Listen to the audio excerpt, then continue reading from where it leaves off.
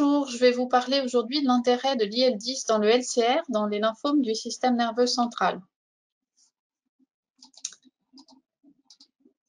Alors, plusieurs publications récentes, et notamment cette publication du groupe français de 2016, ont montré que l'IL-10 dans le LCR était un biomarqueur diagnostique très intéressant dans le lymphome du système nerveux central. On voit ainsi dans cette publication que sur 76 patients avec lymphome primitif du système nerveux central et 41 patients contrôle, qui étaient à la fois d'autres tumeurs, des pathologies inflammatoires, des pathologies infectieuses, des pathologies neurodégénératives, une élévation de l'IL-10 avec un cut-off à 4 picogrammes par millilitre avait une sensibilité et une spécificité proche de 90% pour le diagnostic de lymphome primitif du système nerveux central. Autre fait intéressant, on voit que le taux de l'IL-10 évolue en parallèle avec la maladie, avec une négativation de l'IL-10 lorsque la maladie est mise en rémission complète et une réascension de l'IL-10 lorsque la maladie récidive.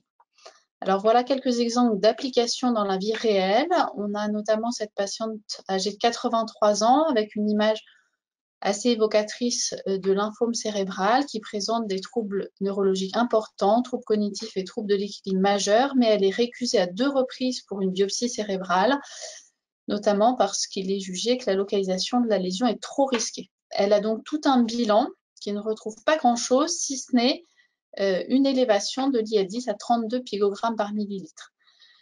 On ne peut pas aller plus loin sur le plan diagnostique et la patiente va mal. Il est donc décidé de la traiter comme un lymphome cérébral sans preuve histologique. Donc, elle va recevoir une chimiothérapie à base de méthotrexate à haute dose qui permet l'obtention d'une rémission complète et la dame s'améliore et peut rentrer chez elle et va rester en rémission complète jusqu'en 2018.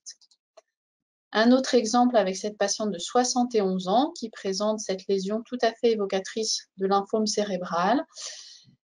Elle est mise sous corticoïde avant la biopsie et avec cette très belle réponse partielle, la biopsie est quand même faite et revient non contributive. Il est décidé alors de la surveiller. Quelques mois plus tard, une lésion contralatérale apparaît et la patiente refuse alors la deuxième biopsie. Compte tenu de cette histoire évocatrice de lymphome, le bilan est complété avec également une ponction lombaire qui retrouve une élévation de l'IL-10 à 38 picogrammes par millilitre. Comme on est dans une impasse sur le plan diagnostique, il est décidé aussi de la traiter sans preuve histologique avec du méthotrexate à haute dose qui permet d'obtenir une rémission complète après traitement. Pour cette patiente, on va avoir le fin mot de l'histoire puisqu'elle rechute 2 ans plus tard et qu'elle souhaite alors être incluse dans un essai thérapeutique pour lequel il y a nécessité d'avoir une preuve histologique. Elle est alors biopsiée et on confirme le diagnostic de lymphome B diffus à grande cellule.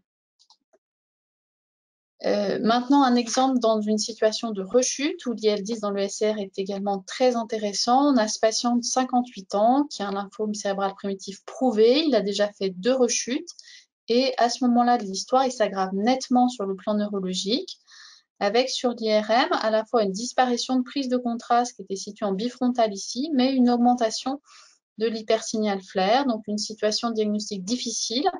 On complète également le bilan avec une ponction lombaire où l'IL-10 revient très élevé à 325 picogrammes par millilitre.